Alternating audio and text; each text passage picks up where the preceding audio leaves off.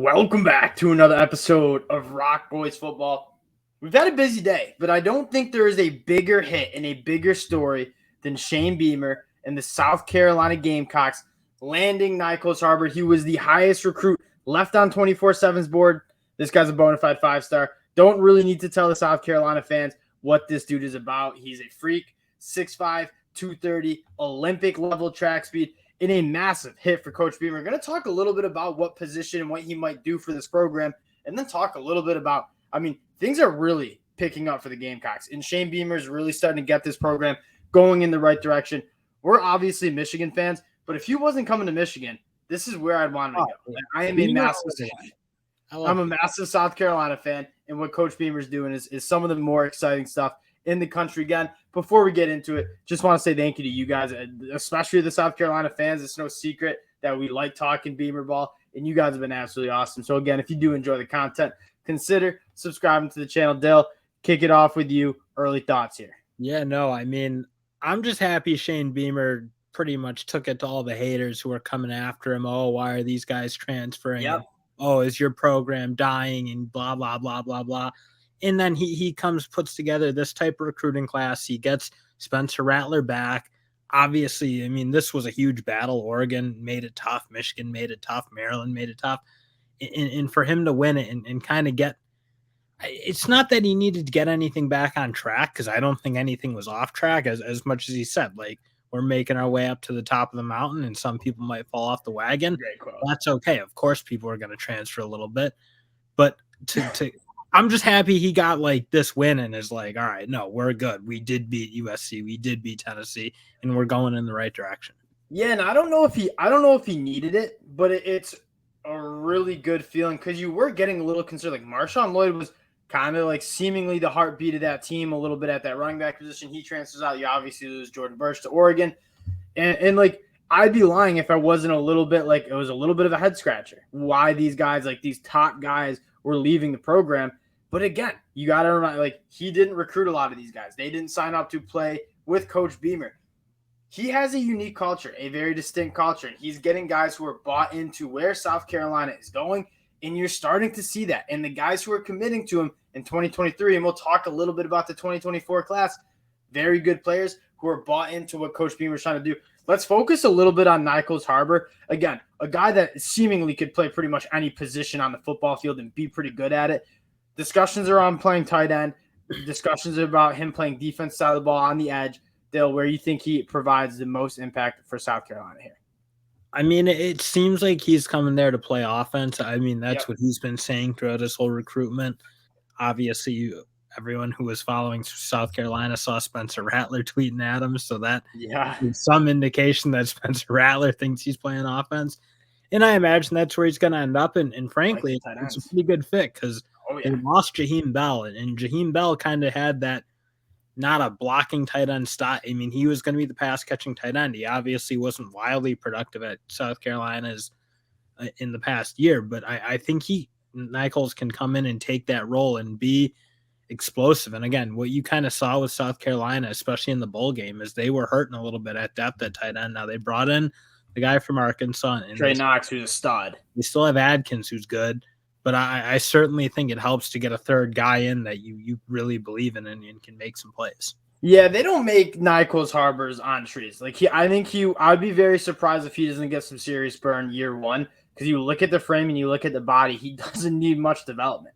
Like, maybe he gets up to 230, and I'm kind of with you. Like, I think he's going to play tight end, because again, he certainly could play edge if he wants to and put some weight onto that frame, which he certainly could, but he wants to be an Olympic level sprinter as well. And so I just see a lot of tension there if he does like get up to 255, 250. I'm no track expert, but I'd be very surprised if that's conducive to him being an Olympic level track athlete as well. So you probably do see him on the offense side of the ball. And like you said, South Carolina likes to run a lot of two tight end sets. Nyckoles Harbor is going to find the field early. And again, Spencer Rattler is going to absolutely love having a guy who's as big as Nyckoles Harbor is, who has the catch radius that Nyckoles Harbor does, and also might be the fastest player on the football field.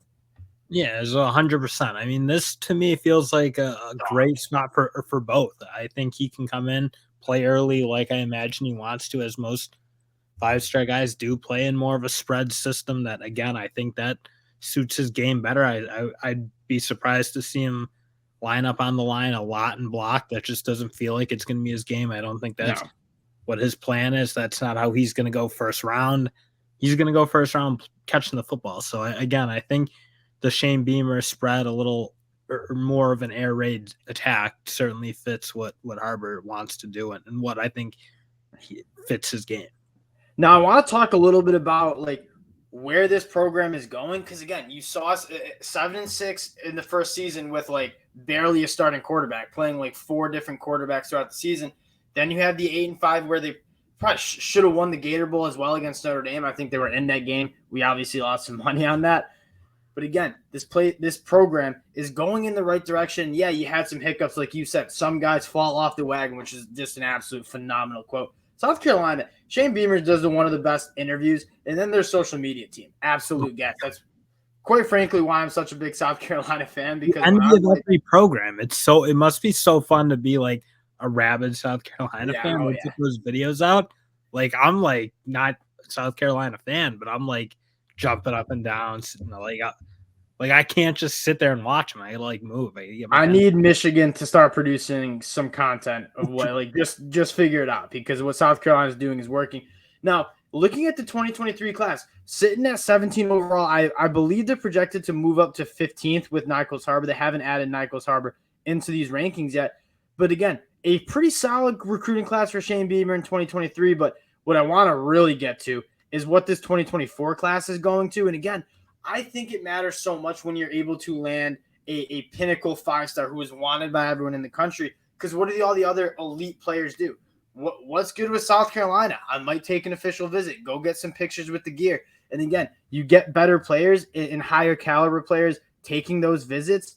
And again, I feel like once you meet Coach Beamer and you see what he's about, a lot of guys are going to gravitate to him. And you're starting to see some dividends in the 2024 class. And we talked about Cam Pringle committing.